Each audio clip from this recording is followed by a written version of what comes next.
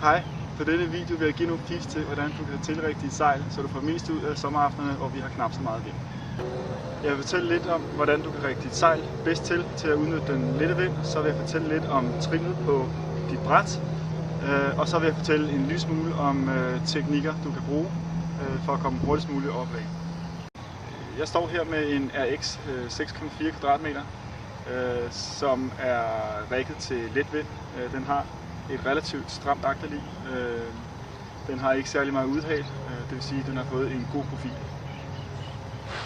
Som man kan se, sejlpindene kan stadigvæk nemt rotere omkring masten. Og den tredje sejlpind på toppen, den står stort set lige ud fra masten. Nu vil jeg prøve at vække det her sejl til, så det giver endnu bedre bundtræk. Fordi vinden har lagt sig, så det kan ikke plane længere, men det kan det komme til.